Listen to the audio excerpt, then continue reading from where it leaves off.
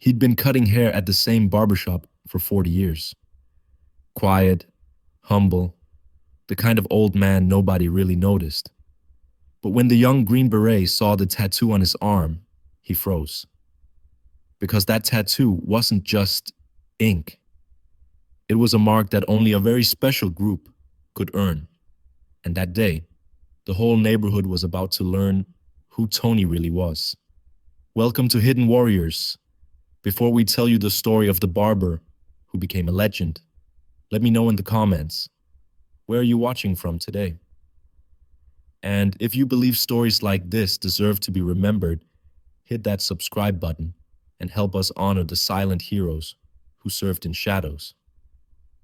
Tony's barbershop sat on the corner of Pine Street, like it had been there forever. Red, white, and blue poles spinning slowly, vinyl chairs from the 1970s, and the smell of barbicide that meant serious business. Tony Morelli had bought the place in 1983, fresh out of the service, looking for something quiet after years of anything but. He was 78 now, still showing up every morning at 7 sharp, still wearing the same white barber coat, still using the straight razor his grandfather had passed down. Tony was 5'6", with silver hair combed neat and hands that stayed steady despite his age. He moved with the deliberate precision of someone who'd learned that details mattered. The neighborhood loved him. Tony cut hair for 3 generations of the same families. He knew every kid's name, remembered every graduation, every wedding, every funeral. He charged fair prices, told clean jokes, and never rushed a customer. To Pine Street, Tony was exactly what a neighborhood barber should be: reliable, friendly, and comfortably ordinary. But Tony had habits that didn't quite fit the ordinary barber profile. He always wore long sleeves, even in summer. He kept his barbershop organized with military precision. Every tool in its exact place, every surface spotless. And sometimes when helicopters flew overhead, he'd pause mid-conversation and listen until they passed. The tattoo on his left forearm stayed hidden under those long sleeves, had been hidden for 40 years. It was faded now. The black ink turned blue-gray with age. But the image was still clear to anyone who knew what to look for. A skull wearing a green beret. Wings spread behind it. And below that, words in Latin that most people wouldn't recognize. Sergeant First Class Jake Rodriguez had been stationed at Fort Bragg for 2 years, but he'd never needed a haircut in this neighborhood before. His regular barber was on leave, and his unit had inspection Monday morning. Someone at the base mentioned an old-school place on Pine Street that did military cuts right. Jake walked into Tony's shop expecting nothing special. Just a quick trim from some civilian barber who'd probably never seen a proper high and tight. But when he sat in the chair and Tony started working, Jake knew this was different. The technique was perfect. The angles were precise. This wasn't some guy who'd learned from YouTube videos. "You military?" Jake asked, watching Tony work in the mirror. "Was," Tony replied, not looking up from his scissors. "Long time ago." "What branch?" Tony paused for just a moment. "Army." That's when it happened. Tony reached for a different tool, and his sleeve pulled back just enough to reveal the edge of something dark on his forearm. Jake's eyes locked on it, and what he saw made his blood freeze. It was just a glimpse, part of a skull, the curve of a wing, a hint of text. But Jake had seen that symbol before. Every Green Beret knew it. Hell, every Special Forces operator in the world knew it. Jake's voice came out as a whisper. "Sir, that tattoo on your arm." Tony's hands went still. He looked at Jake in the mirror, and for the first time since he'd sat down, Jake saw something different in the old man's eyes. Something that had been carefully hidden for decades. What about it? Tony asked quietly. That's Special Forces, 5th Group. Tony set down his scissors and slowly rolled up his left sleeve. The tattoo was fully visible now, the skull and wings of the Green Berets, with De Oppresso Liber written below in faded script, to liberate the oppressed. The motto of the Army Special Forces. Jake stared at it for a long moment, then looked up at Tony's face. Sir, when did you serve? 1967 to 1975, Tony said. 3 tours, Laos, Cambodia, places that weren't supposed to exist. Jake's mind was racing. 1967 to 1975, the height of Vietnam. Special Operations Group, the most classified, most dangerous missions of the entire war. Teams that operated behind enemy lines for months at a time. Operations that were still classified 50 years later. You were SOG, Jake said. It wasn't a question. Tony nodded once. Military Assistance Command, Vietnam, Studies and Observations Group, what we called the Secret War. Jake felt like he was meeting a ghost. SOG veterans were legends in Special Forces, the suicide missions, the impossible extractions, the operations that saved thousands of lives and never made the history books. These men were the reason guys like Jake had wanted to become Green Berets in the first place. Sir, Jake said, his voice full of respect. Would you mind telling me about it? Tony looked at him for a long moment, then walked to the front door and flipped the sign to closed. He came back to the chair and sat down heavily. What do you want to know? Everything. Tony was quiet for a minute, staring at his hands.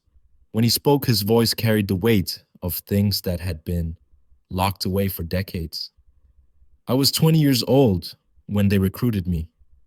Thought I was hot stuff because I'd made it through selection. Had no idea what I was walking into. He rolled up his other sleeve, revealing scars that Jake hadn't noticed before. We did things that don't exist in any official record. Rescued downed pilots from places no rescue should have been possible. Disrupted supply lines that were bleeding our boys dry. Gathered intelligence that changed the course of battles. Tony stood up and walked to a cabinet Jake hadn't paid attention to before. Inside, behind some old magazines, was a small wooden box. Tony brought it back and opened it carefully. Inside were medals, a silver star, 2 bronze stars with V devices, a purple heart with 2 oak leaf clusters, and at the bottom, something Jake had never seen in person, a presidential unit citation that was still classified. We lost 60% of our guys, Tony continued. The lucky ones came home broken. The unlucky ones never came home at all. I was somewhere in between. Jake looked at the medals, then at Tony. Sir, why barbering? Tony smiled for the first time since rolling up his sleeves. After what I'd seen, what I'd done, I wanted to do something that made people feel good. Something that helped them look their best, feel confident. Something that built up instead of tearing down. Jake finished his haircut in reverent silence, but he couldn't keep what he'd learned to himself. That night, back at Fort Bragg, he told his squad leader, who told his platoon sergeant, who told the company commander. Within a week, Green Berets were making the drive to Pine Street just to get their hair cut by Tony Morelli. Not because they needed haircuts, but because they wanted to meet a living legend. They came quietly, respectfully, often bringing their own medals to show him. Tony never made a big deal about it. He cut their hair the same way he cut everyone else's, with precision, care, and quiet pride. But the young operators could see the difference in his posture when they were in the chair. The way his hands moved with renewed purpose, the way his eyes carried decades of stories he'd never been allowed to tell. The neighborhood started to notice the change. Military vehicles parked outside Tony's shop. Young men in civilian clothes who moved like soldiers. They'd overhear conversations about places like Songbae and Kaisan, about operations with code names they'd never heard of. Mrs. Patterson, who'd been getting her hair done at Tony's for 20 years, finally asked him about it. "Tony, why are all these soldiers coming to see you?" Tony looked at her in the mirror, the same gentle smile he'd always worn. "They heard I give a good military cut." But she could see there was more to it. Everyone could see it now. 6 months later, Tony's barbershop had become an unofficial pilgrimage site for Special Forces operators from across the country. They'd drive hundreds of miles just to sit in his chair, to hear a few stories, to shake the hand of a man who'd done things they could only imagine. Tony never asked for recognition, never wanted parades or ceremonies. But he'd found something he hadn't expected in his old age, a connection to the brotherhood he'd left behind 40 years ago. These young Green Berets weren't customers. They were family. The tattoo wasn't hidden anymore. Tony wore short sleeves now, proud of the ink that told his story. When kids in the neighborhood asked about it, he'd tell them it represented service. When their parents asked for details, he'd just say he'd been a soldier, and that was enough. But the Green Berets knew. They knew that the gentle old man cutting their hair had once been a ghost in the jungles of Southeast Asia. They knew that the steady hands holding the scissors had once held weapons in defense of freedom. They knew that the quiet voice telling stories about the neighborhood had once called in airstrikes and coordinated extractions that saved American lives. Tony Morelli had spent 40 years being just a barber, but he'd never stopped being a Green Beret. And now, finally, he didn't have to choose between the two. Because sometimes the most powerful warriors are the ones who choose to heal instead of harm. Sometimes the greatest strength is in the gentleness that comes after surviving hell. And sometimes the most important mission is helping others look in the mirror and see someone worth respecting. The barbershop on Pine Street still spins its pole every morning at 7 sharp. Tony still shows up with the same precision, the same pride, the same quiet dignity.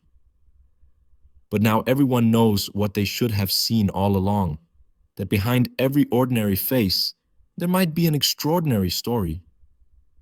And that the hands that comfort us in civilian life might once have held the line in places we'll never hear about, against enemies we'll never face, for freedoms we'll never fully understand.